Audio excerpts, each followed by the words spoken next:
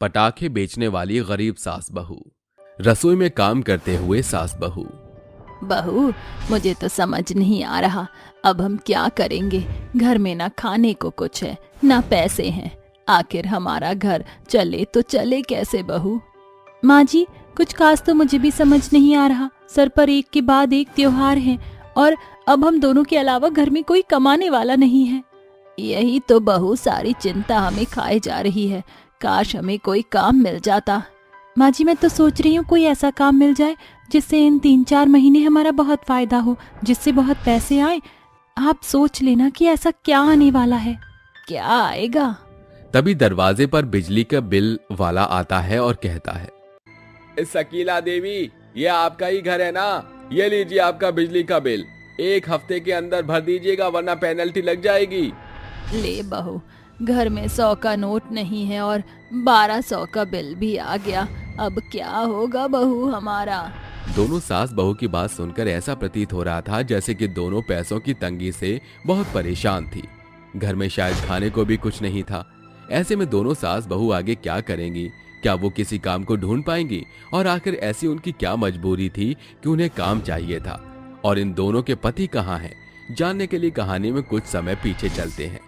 शकीला अपने पति विनोद और बहू गोमती के बेटे नमन के साथ रहती थी।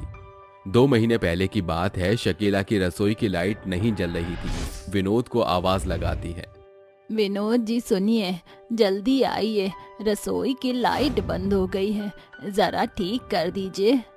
अरे मैं पौधों में पानी दे रहा हूँ, तुम नमन को बुला लो, वो कर देगा। नमन बेटा, नमन, जरा रसोई में आकर लाइट जला दे 2 मिनट के लिए। तभी उसकी एक आवाज पर नमन आकर रसोई का बल्ब ठीक करके लगा देता है, जिससे लाइट जल जाती है। लो माँ, हो गया। अच्छा माँ, अब मैं पिताजी के साथ फैक्ट्री पर जा रहा हूँ काम करने। दिवाली आ रही है ना, तो काम बढ़ गया है। ठीक है बेटा। अजी ये लीजिए आपका टिफिन। ठीक है, तुम दोनों ख्याल रखना, हमें आने में लेट हो जाएगा। जी बिल्कुल। इस तरह से दोनों अपनी पटाखों की फैक्ट्री में काम करने के लिए चले जाते हैं। तभी उनका मालिक कहता है, अरे आज सब पटाखों का काम जल्दी जल्दी खींचना, दिवाली आने में सिर्फ 1 महीना बाकी है और तुम लोग जानते हो इन सब में कितनी पटाखों की सप्लाई होती है और लोग पहले ही चलाने लगते हैं, तो जल्दी जल्दी हाथ बटाओ। और तुम दोनों विनोद और नमन आज बारूद का काम संभालना और देखना किन पटाखों के लिए कितना चाहिए। जी मालिक। तभी नमन और विनोद पटाखों में बारूद भरने के लिए अलग पटाखों के लिए अलग करते हैं। सुग्रीव, ये रॉकेट बम के लिए ले जाओ, ये दूसरा है, और ये कमजोर बमों के लिए ये वाला बारूद ले जाओ। ठीक है भाई साहब। पिताजी जरा इधर आना, ये आलू बम के लिए जो बुरादा है ये खुल ही नहीं रहा, तो हम आगे काम कैसे बनेंगे। अरे मैं हूं ना, अभी आकर खोलता हूं। पिताजी जरा ध्यान से करना। इसके बाद विनोद उस आलू बम के बारूद को खोल देता है। तभी अचानक से उड़ता हुआ रॉकेट उसी बारूद में आ लगता है, जिससे एक धमाका होता है और उस धमाके से दोनों बाप बेटे की हालत बहुत गंभीर हो जाती है। साथ ही आसपास के लोगों को छोटी मोटी चोट लगती है। उन्हें फौरन अस्पताल ले जाया जाता है, जहां डॉक्टर उन सब का इलाज करता है और उनके परिवार वालों को भी बुलाया जाता है। तभी अपने पति की यह हालत देखकर दोनों कहती हैं, ये आप दोनों को क्या हो गया है बेटा, कैसे हुई तेरी ये हालत। हाँ जी बताइए ना, ये कैसे हो गया? आप दोनों के हाथ बुरी तरीके से जल गए हैं। अब क्या बताएं बेटा, तुम तो जानती हो कि काम बम पटाख के बीच बारूद का है। न जाने कहीं से रॉकेट आ गया जिससे वहां आग लग गई और धमाका हो गया और फिर हम सब यहाँ आ गए। मुझे चिंता हो रही है, अब हम दिवाली कैसे मनाएंगे? पिताजी और मैं पता नहीं कब ठीक हो पाएंगे। हम दोनों के हाथ पूरी तरीके से जल चुके हैं। डॉक्टर साहब कुछ तो बताइए, ये कब तक ठीक हो पाएंगे? मुझसे पिताजी और इनकी हालत देखी नहीं जाती। देखिए, बारूद से इन दोनों के हाथ काफी हद तक जल गए हैं। ये समझ लीजिए 7-8 महीने कहीं नहीं गए और ये कोई काम नहीं कर सकते। साथ ही इनके हाथ पांव में भी छोटे छोटे जलने के निशान हैं। शुक्र करिए कि इनका चेहरा बच गया। मैंने ये दवाई और क्रीम लिख दी है, आप इनकी रोज दवाई पट्टी करते रहिएगा। ठीक है डॉक्टर साहब। मुझे बहुत बुरा लग रहा है शकीला, अब हम दिवाली का खर्चा कहाँ से देंगे? 7-8 महीने तुम कैसे खाना खाओगे? आप दोनों चिंता मत कीजिए, आप दोनों ने हमारा इतना ख्याल रखा है तो हम भी कुछ ना कुछ कर ही लेंगे। इस तरह से दोनों अपने पतियों को लेकर घर आ जाती हैं और उनका ख्याल रखती हैं। समय समय पर जले पर दवाई लगाती हैं। तभी सास बहू कहती, माँ जी अब क्या होगा, हमारा घर का खर्चा कैसे चलेगा? हमें कोई तो काम देखना ही होगा, इन दोनों के इलाज के लिए भी पैसे चाहिए। हाँ बहू, तू ठीक कहती है। मैं सोच रही हूँ इनकी फैक्ट्री में पटाखे बनाना सीख लें, उसके बाद हम अपना काम खोलकर छोटे मोटे पटाखे बनाकर बेचा करेंगे। हाँ, ये बिल्कुल सही रहेगा। ऐसा कहते ही सास बहू अपने पतियों की फैक्ट्री में पटाखे बनाना सीखती हैं। 15 दिन में ही उन्हें वो काम आ जाता है और वहां से पैसे लेकर छोड़ देती हैं, जिसके बाद उन्हीं पैसों से वो अपना पटाखों का सामान लाकर पटाखे बनाती हैं और अपनी छोटी सी दुकान पर बेचने लगती हैं। आइए आइए, पटाखे लीजिए, 10 रुपए के 4 बम, 20 रुपए की 10 फुलझड़ी। आइए आइए, सस्ते दर पर पटाखे खरीदिए, दिवाली पर बम्पर ऑफर निकला है। आइए आइए, ये ऑफर सिर्फ 1 हफ्ते तक ही सीमित है। फुलझड़ी, अनार बम, आलू बम, बिजली बम, आइए लीजिए। अरे वाह, आप पर तो बहुत सारे सस्ते पटाखे हैं। ऐसा करिए, अनार बम और फुलझड़ी के डिब्बे, अब मोमबत्ती दे दीजिए। ये लीजिए, 60 रुपए हो गए। तभी हर्ष उसे पैसे दे देता है। उसके बाद एक एक करके उनकी छोटी सी दुकान पर भीड़ लग जाती है और सब अच्छे और सस्ते पटाखे सास बहू से लेकर चले जाते हैं। अगले दिन की कमाई उनकी 1000 रुपए की होती है, जिसे देखकर वो कहती हैं, अरे बहू, हमारी तरकीब चली गई। ऐसे तो हम दीपावली तक 20-25 हजार कमा ही लेंगे। हाँ माँ जी, आपने बिल्कुल ठीक कहा। मुझे तुम दोनों पर आज बहुत फक्र हो रहा है। हाँ पिताजी, मुझे भी लेडीज पार्टी किसी से कम थोड़ी है। ये कहते ही रात में कुछ देर जागकर दोनों पटाखे बनाया करती थी, साथ ही घर और पति का ख्याल रखती थी। फिर दिन में पटाखे की दुकान लगाया करती थी। आइए आइए, पटाखे लीजिए, अनार बम, आलू बम, चक्री बम, भैया ले जाओ। जितने ले जाने पटाखे, परसों दिवाली या फिर नहीं मिलेंगे ऐसे बढ़िया सस्ते पटाखे। हाँ जी, आइए आइए, 2 फुलझड़ी की डिब्बी पर 1 फुलझड़ी की डिब्बी फ्री। अरे बहन जी, जरा मुझे भी 2 फुलझड़ी देना और वह अनार और चक्री भी दे देना। 150 रुपए हो गए। हम दोनों सास बहू के पटाखे की ओर से आपको हैप्पी दिवाली। अजी आपको भी। इस तरह से 15 दिन के भीतर सास बहू अपने पटाखे से काफी पैसे हैं, जिनसे वो अपने पतियों का इलाज कराती हैं और घर का राशन भी भरती हैं। साथ ही दिवाली के दिन वो अपनी 4-5 पटाखे की दुकान लगाती हैं, जहां पर उसके मजदूर बैठकर पटाखे बेचते हैं। तभी दिवाली की शाम को कुछ अनाथ गरीब बच्चों को देखकर गोमती कहती है, माँ जी, मैं सोच रही हूँ क्यों ना इन बच्चों को भी इस दिवाली भला कर दिया जाए, इन्हें फ्री में पटाखे देकर, ताकि ये भी दिवाली मना सके। हाँ बहू, तू बिल्कुल ठीक कह रही है। मैं तो सोच रही हूँ खाना भी बंटवा देते हैं। भगवान की कृपा से आज हम पर लाखों रुपए का बिजनेस है पटाखों का। बिल्कुल माँ जी। इस तरह सभी लोग सास बहू के पटाखों को खरीदकर अपनी दिवाली मनाते हैं। साथ ही सास बहू गरीब अनाथ बच्चों को पटाखे देती हैं और उन सभी को खाना भी खिलाती हैं, नए कपड़े भी देती हैं। दिवाली के कुछ महीनों तक उनकी पतियों की तबीयत ठीक हो जाती है, जिससे अब वो खुशी खुशी रहने लगते हैं और शादी पार्टी त्योहारों के लिए पटाखों का ही बिजनेस किया करते थे। लड्डू बनाने वाली सास बहू। सितंबर का महीना भी शुरू हुए 2 सप्ताह बीत चुके हैं। सासू माँ, अगर हम दोनों ऐसे ही हाथ पर हाथ धरे बैठे रहेंगे तो हमारे घर की परिस्थितियां और ज्यादा बदतर हो जाएंगी। मगर बहू, बिना पैसे के हम कर भी क्या पाएंगे? इस महंगाई के दौर में एक पनवारी की दुकान खोलने में भी पैसे लगते हैं। माँ जी, मैंने थोड़े बहुत पैसे जोड़ बटोर रखे हैं। ब्रजेश जो मुझे घर खर्च और साग सब्जी खरीदने के पैसे दिया करते थे, मैंने थोड़ा बहुत करके जोड़ा है। कुल मिलाकर 1500 रुपए होंगे। अरे बहू, सिर्फ 1500 रुपए से क्या बन पड़ेगा? इतने कम पैसों में भला क्या किया जा सकता है? सासू माँ, किसी भी काम की शुरुआत छोटे कदमों से ही की जाती है। कुछ दिनों में दिवाली दस्तक देने वाली है।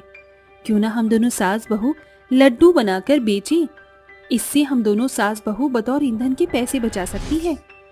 तरकीब तो बड़ी बेहतर है बहू। ठीक है, तू सामान ले आ, मैं भी जाकर जंगल से लकड़ियां बटोर ले आती हूँ। दोनों सास बहू अपनी अपनी जिम्मेदारियों की ओर अग्रसर हो जाती हैं। कुछ देर बाद लांची लड्डू बनाने का सामान ले आती है। लाजवंती भी माथे पर लकड़ियों की गठरी लिए चली आती है। चल बहू, बिना देर किए लड्डू बनाना शुरू करते हैं। पहले हमें लड्डुओं के लिए धीमी आंच पर बूंदी बनानी होगी। इतने में लड्डुओं की चाशनी तैयार कर देती हूँ। दोनों सास बहू एक दूसरे का हाथ बटाते हुए लड्डू बनाने लगती हैं। थोड़ी ही देर में उनके लड्डू बनकर तैयार हो जाते हैं। अरे वाह सासू माँ, लड्डुओं की स्वाद और आकार में तो आपने हलवाई को भी पीछे छोड़ दिया। अरे तू भी तो अपनी सास के साजे पर ही गई है। बहू तूने भी कितने लुभावने लड्डू बनाए हैं। दोनों सास बहू लड्डू को डिब्बे में भरकर उन्हें बेचने के लिए बाजार पहुंच जाती हैं। अरे आओ आओ ग्राहकों, आओ और खाओ मीठे मक्खन लड्डू, दानेदार स्वाद भरे देसी घी के लड्डू। बहू, हमारे लड्डू बिकेंगे तो सही ना, हमें बाजार में आई इतनी देर हो गई, मगर अब तक हम सास बहू के बनाए लड्डुओं की बिक्री तक नहीं हुई। सासू माँ, नए व्यापारी को बाजार में जमने में समय लगता है, सब्र रखिए। लांची विश्वास की पातियों को बांधकर लगातार लड्डू बेचने के लिए आवाज लगाती है। तभी एक रईस आदमी उसकी दुकान पर आता है। तुम दोनों सास बहू के लड्डू की खुशबू तो बड़ी लाजवाब है। अरे बड़ी साहब, लड्डू की लाजवाबी तो लड्डू खाकर पता चलेगी। चक्कर देखिए। जैसे ही धनीलाल लांची के दिए एक लड्डू को खाता है, वो सास बहू के बनाए लड्डू की बखान करता हुआ कहता है, वाह, क्या लाजवाब लुभावना लड्डू बनाए हैं। तुम दोनों सास बहू के हाथों में साक्षात अन्नपूर्णा का वास है। शुक्रिया साहब। ये सारे लड्डू तोल दो। दोनों सास बहू लड्डू तोल कर धनीलाल को देती हैं।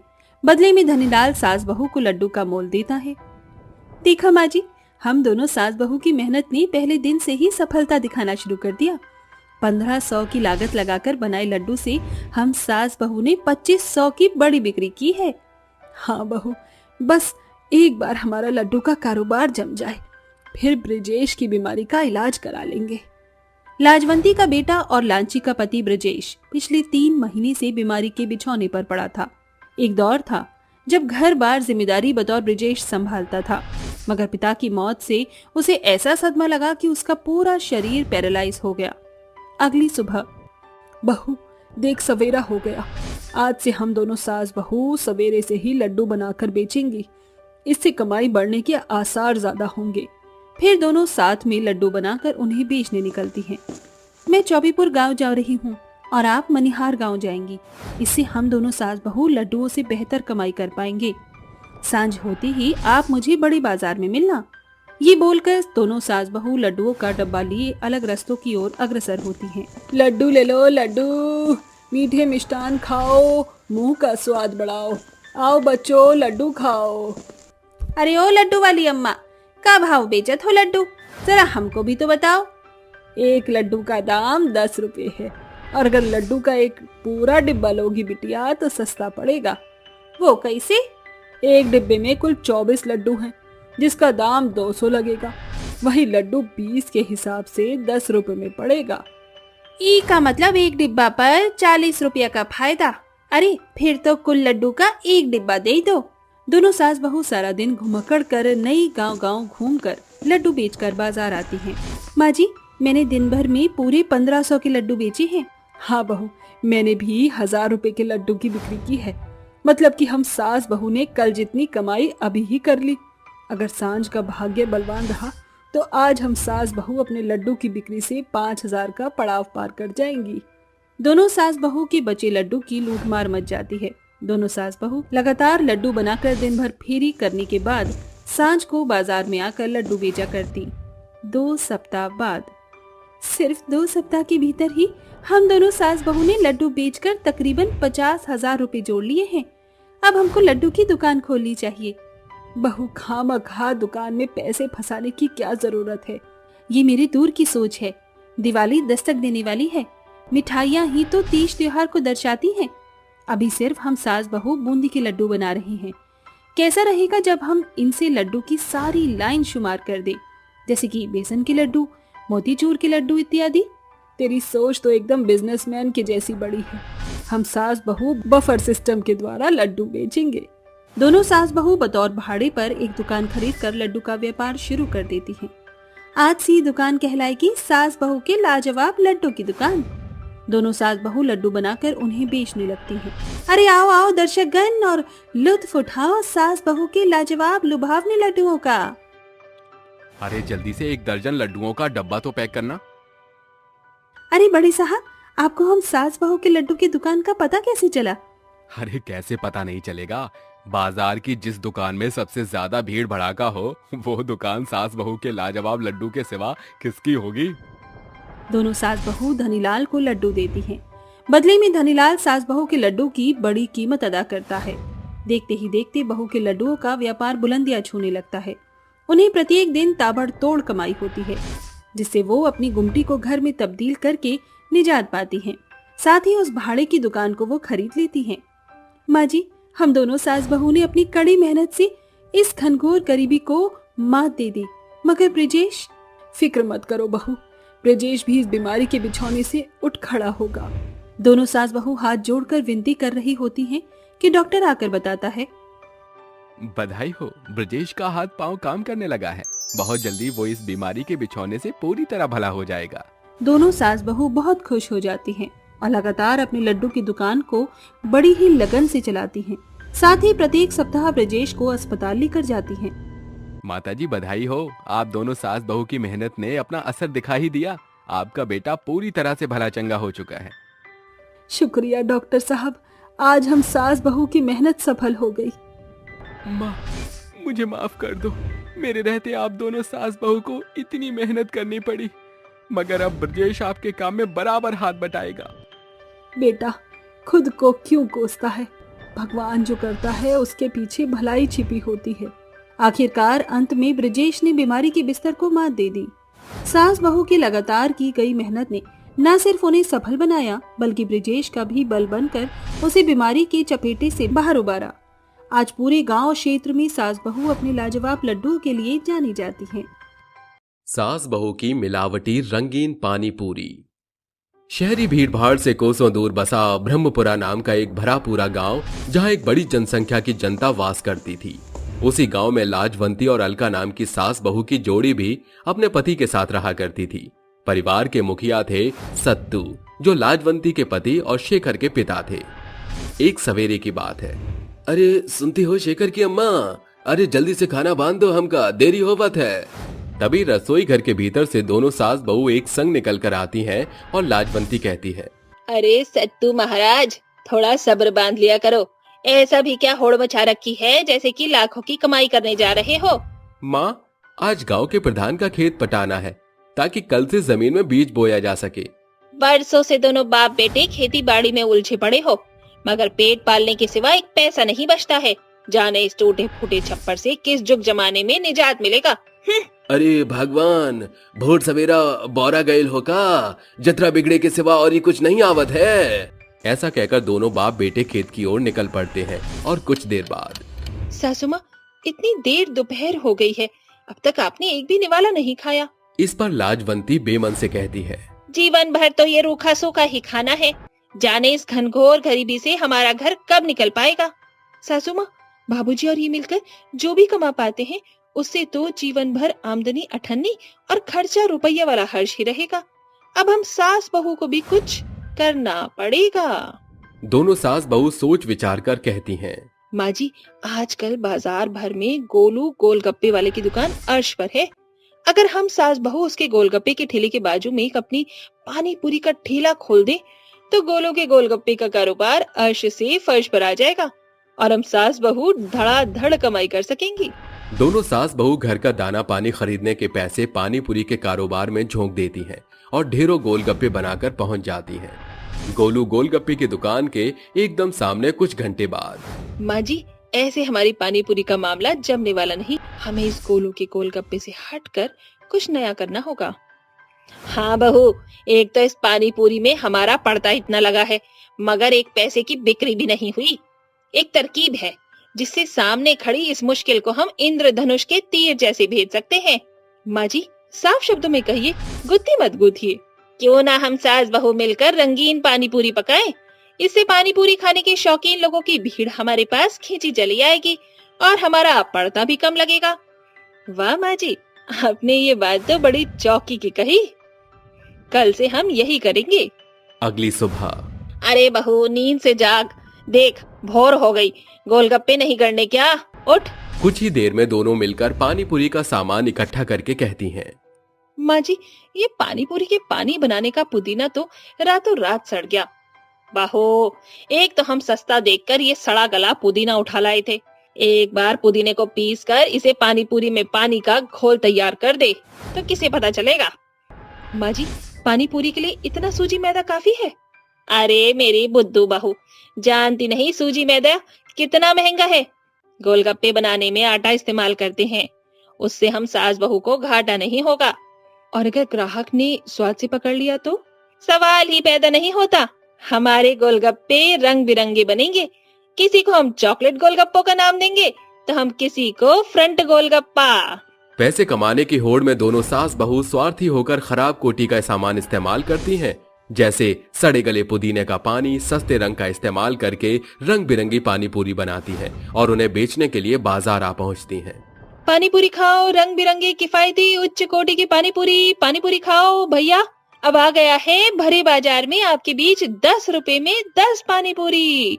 ऐसा सुनते ही लोगों की बड़ी भीड़ सास बहू के बने रंगीन पानी पूरी खाने के लिए उनके पास आकर पानी पूरी खाने लगते हैं।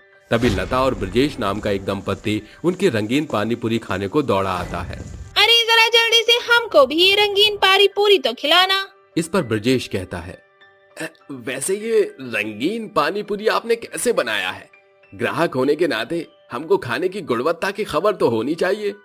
दोनों अतरंगी सास बहू एक दूसरे का मुंह ताकती हैं और अलका कहती है, अब इन रंगीन पानी पूरी को हम सास बहू ने बड़े परख और प्यार से बनाए हैं, खाकर देखो बाबू।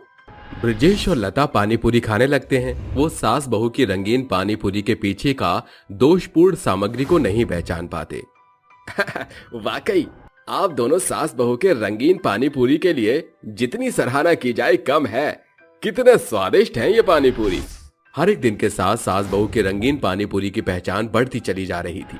सालों से जमे गोलू गोलगप्पे वाले के तमाम ग्राहक अब सास बहू के रंगीन पानी पूरी के पीछे हो चुका था। सास बहू की कमाई भी बेहतर होने लगी थी। किससे गांव के प्रधान तक पहुंच चुका था। एक सांझ, अरे जरा हमको भी तो चखाओ अपने ये रंगीन पानी पूरी। अरे प्रधान जी आप? पूरे गांव में तुम्हारे ही पानी पूरी का बोलबाला मचा हुआ है। जरा हम भी तो देखें इस रंगीन पानी पूरी में ऐसा क्या खास है जो सभी को इसे खाने की खुमारी चढ़ी हुई है। हाँ? दोनों सास बहू गांव के प्रधान को रंगीन पानी पूरी देते हुए पूछती हैं, प्रधान काका, कहिए कौन से रंग का पानी पूरी खाएंगे? ये हरे वाला, ये लाल वाला या ये चॉकलेट वाला? कोई सा भी। जैसे प्रधान एक रंगीन पानी पूरी को हलक से नीचे उतारता है, बिगड़े स्वाद के चलते उसके चेहरे के रंग उड़ जाते हैं और वो बेबाक बिगड़ा मुंह बनाकर कहता है, अरे ये कैसा रंगीन पानी पूरी है? स्वाद का पता ही नहीं है। अजीब सी सड़न महसूस हो रही है इस पानी पूरी के पानी में। इस पर दोनों सास बहू तेजी दिखाते हुए कहती हैं, अरे प्रधान जी, शायद आपकी सेहत सही नहीं, वरना हमारे रंगीन पानी पूरी खाने वालों की तो जुबान नहीं थकती।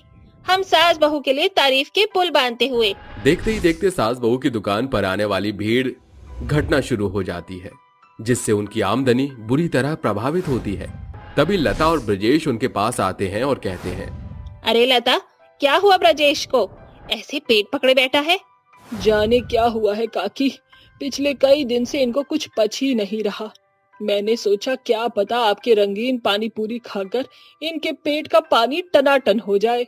दोनों सास बहू उन्हें पानी पूरी खिलाने लगती हैं, मगर गोलू गोलगप्पे वाला उनके चेहरे पर पड़े पछतावे को भाप जाता है और कहता है, अरे ये रंगीन पानी पूरी बेचने वाली सास बहू के चेहरे की रंगत क्यों उड़ी है? कुछ दिन से मैं ये भांप रहा हूँ कि जो भी ग्राहक इनके बनाई रंगीन पानी पूरी खाता है, या तो उसका पेट बिगड़ जाता है या वो बिछौना धर लेता है। अब तो इस रंगीन पानी पूरी के पीछे छुपा पुख्ता प्रमाण खोजना ही होगा।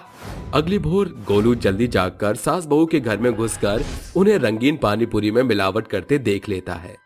तुम्हारी चोरी पकड़ी गई। इस रंगीन पानी पूरी से ज्यादा कमाई करने के लिए तुम सास बहू इस घटिया दोषपूर्ण सामग्री की मिलावट करती हो। अरे इससे कितनी जिंदगी बीमारी के चपेट में आ रही है, इसकी जरा भी जानकारी है तुम सास बहू को? गोलू की बोली मक्खर सास बहू को बड़ी सबक दे जाती है, जिसके बाद अलका कहती है, हमको माफ कर दो गोलू, पैसे कमाने की होड़ में हमको और कुछ सोचा ही नहीं। पहले दिन पानी पूरी की बिक्री नहीं हुई, हमारा पर्दा न दिखने पर हम रंगीन पानी पूरी बनाकर बेचने लगी। हमें हमारे घटिया किस्म के रंगीन पानी पूरी बेचने का पछतावा है। आज से हम ये धंधा छोड़ देंगी। सास बहू की आंखों से बह रहे आंसू के पीछे के पछतावे को देखकर गोलू बात को वहीं दबा देता है। अगले दिन से सास बहू नए सिरे से साधारण तौर से गांव में घूम घूम कर गोलगप्पे बेचने लगती हैं, जिसके बाद वो दोनों क्रमशः कम कमाई में भी बेहद खुश थीं, जो उनके बड़े बदलाव को दर्शा रहा था। सास बहू का स्पेशल डोसा। ओफो माँ जी, ये रेगुलेटर तो फिर से खराब हो गया। देखिए गैस लीक होने की कितनी स्मेल आ रही है। हमें अभी नया रेगुलेटर लाना होगा। ठीक है बहू, हम दोनों अभी बाजार चलते हैं। वैसे भी किचन का और भी सामान लाना है। दोनों सास बहू अपने पतियों के पास जाती हैं, जहां दोनों बाप बेटे ताश खेल रहे थे। अजी सुनिए, बहू और मैं बाहर जा रहे हैं। आप रसोई में मत जाना। रेगुलेटर खराब हो गया है तो गैस ऑन मत करना। ठीक है, जल्दी आना।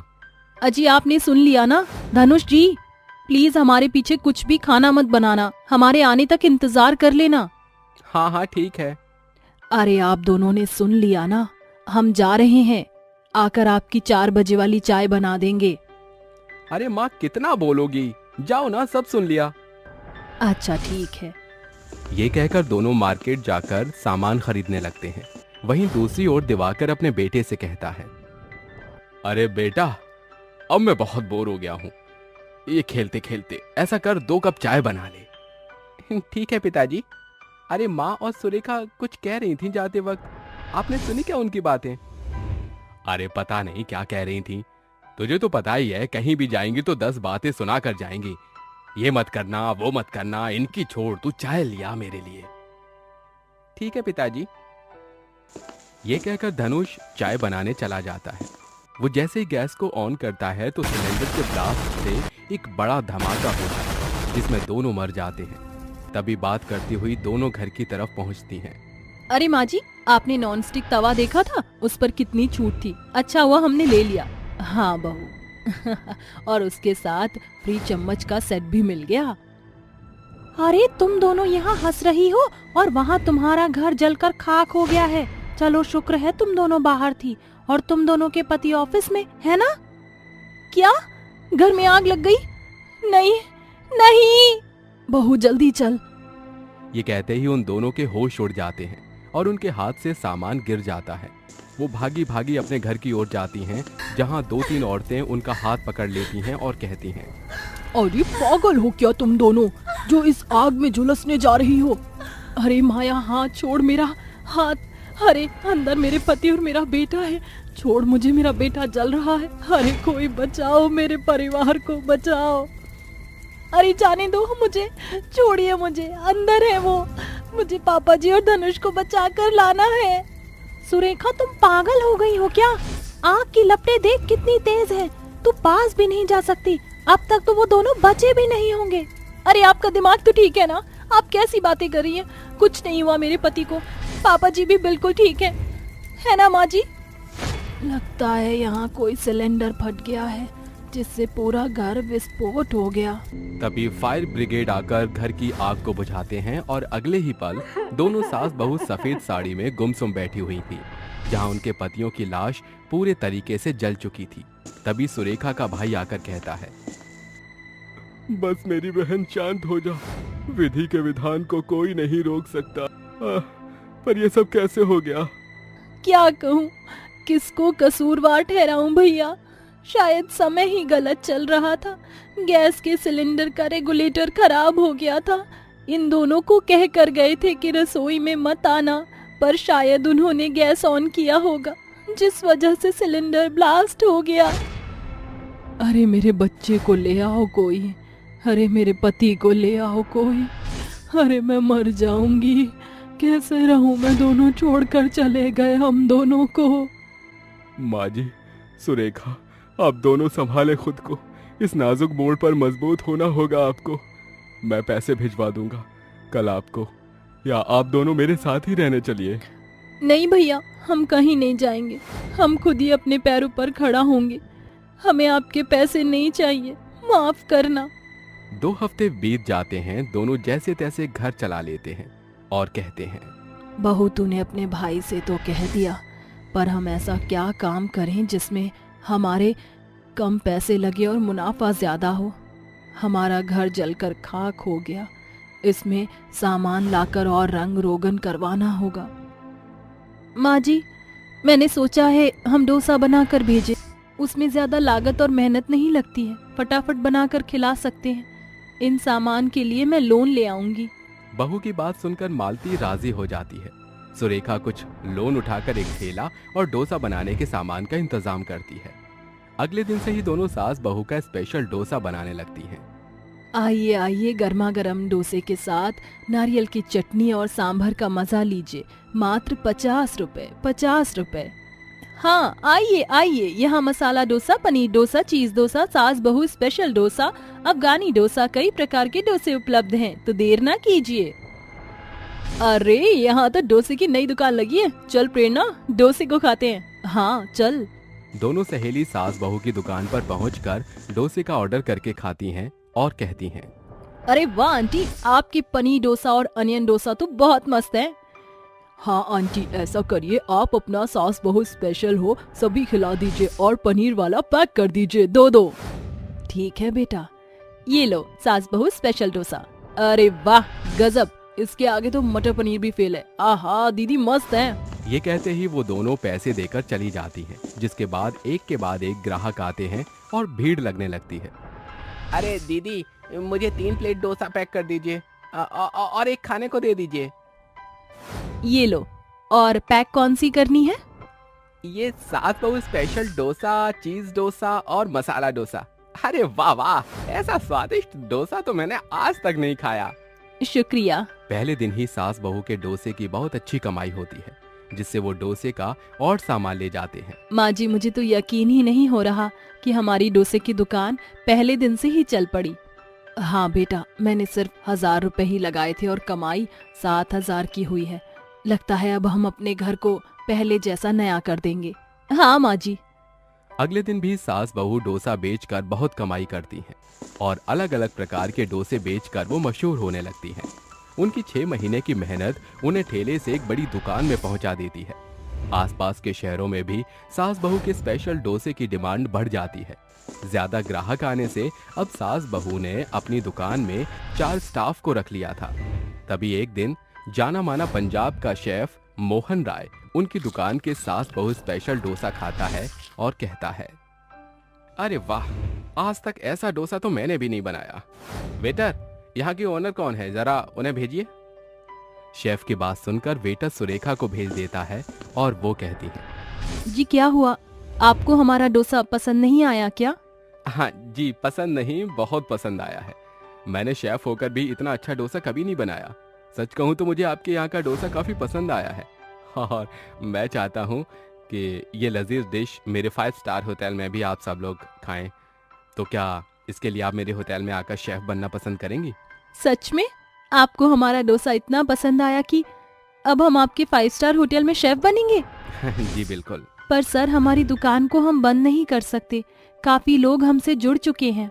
उसकी चिंता आप मत कीजिए, मैं आपके डोसे की शॉप की फ्रेंचाइजी ओपन करा दूंगा। दूसरे शहर में भी लोग खा पाएंगे और आपका स्टाफ भी यहीं रहेगा।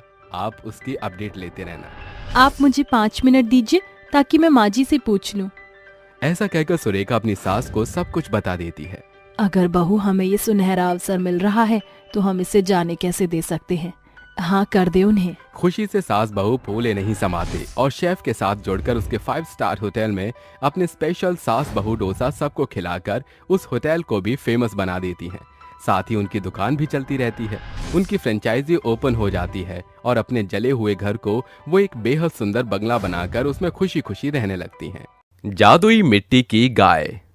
दरियागंज गांव में केशव अपने 10 वर्षीय बेटी जूही के साथ अपनी पुरानी झोपड़पट्टी में रहता था।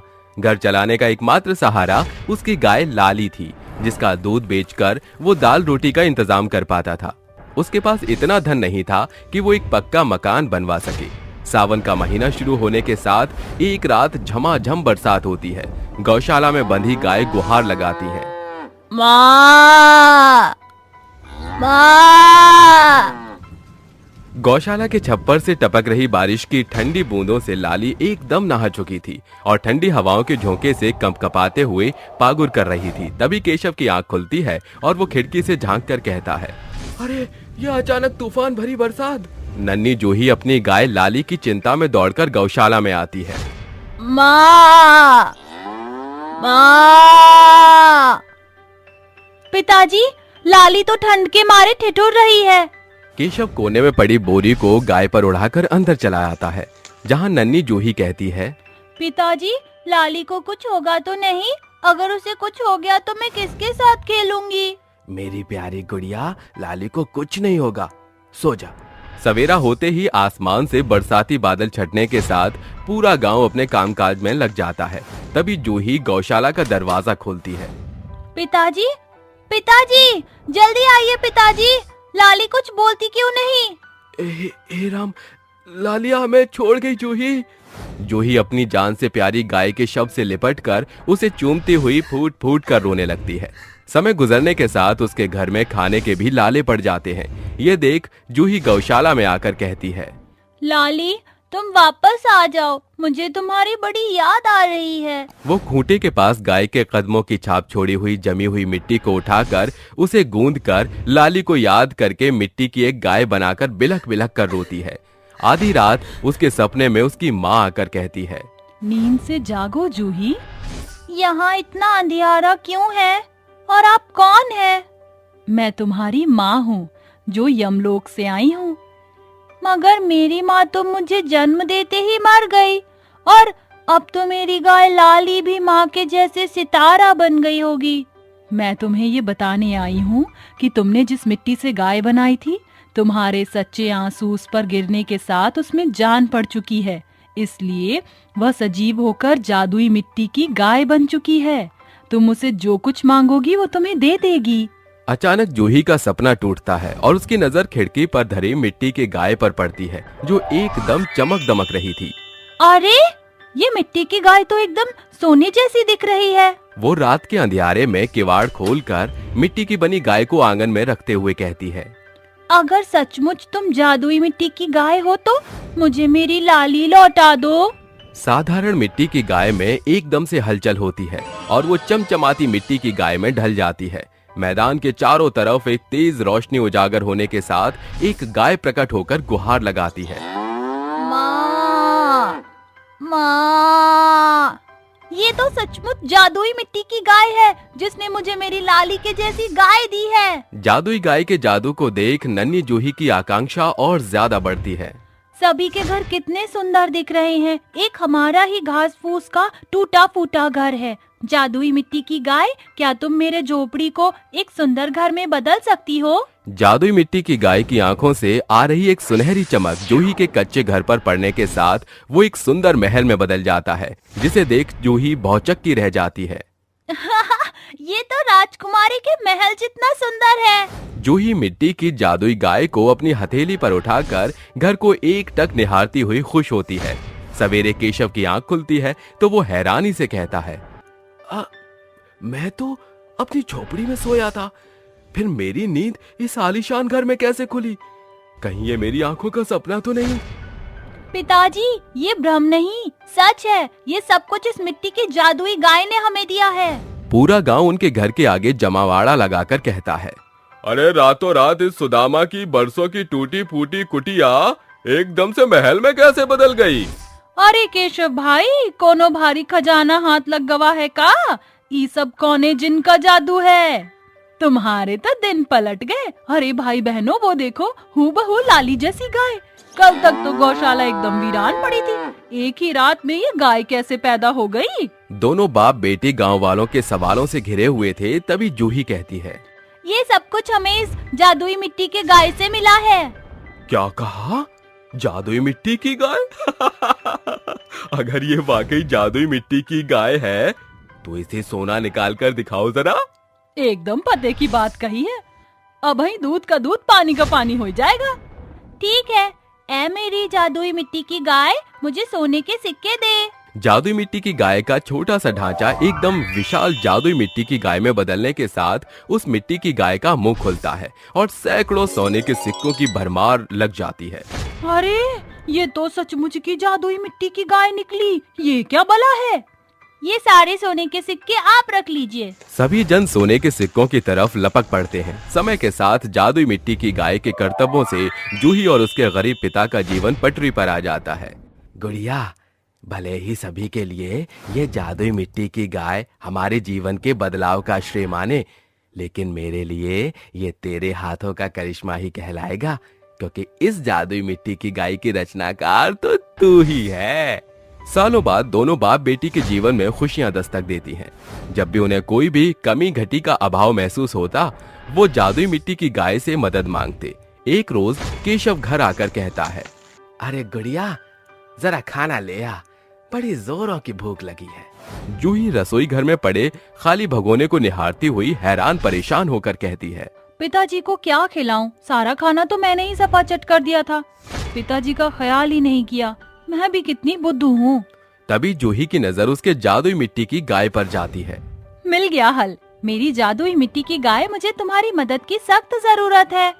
मुझे पिताजी के लिए अच्छा खाना दो। एक बार फिर जादुई मिट्टी की गाय से तेज रोशनी रसोई घर में चमक उठती है और जूही को थाली भरकर खाना देती है।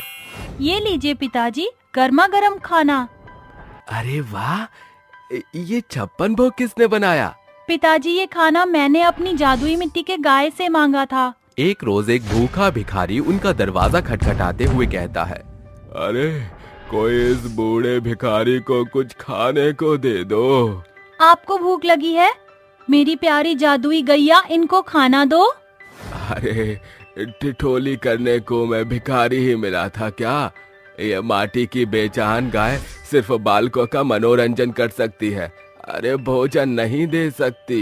काका, ये भले ही छोटी सी मिट्टी की गाय है, लेकिन इसकी खासियत ये है कि ये जादुई मिट्टी की गाय है। ऐ मेरी जादुई गाय, मुझे फौरन अच्छा खाना और सोने के सिक्के दो। जादुई मिट्टी की गाय जूही के कहने के मुताबिक जूही को खाने की बड़ी थाली और सोने के अनगिनत सिक्के देती है। भूखा भिखारी खुश होकर खाना खाकर कहता है, तुम्हारा शुक्रिया बेटी, आज लंबे अरसे बाद मुझे इतना ताजा और स्वादिष्ट भोजन नसीब हुआ। इसमें शुक्रिया कैसा? एक भूखे की भूख मिटाने से बड़ा पुण्य कुछ भी नहीं होता। ये सिक्के भी आप रख लीजिए, ताकि आपको फिर कभी किसी के आगे हाथ ना फैलाना पड़े।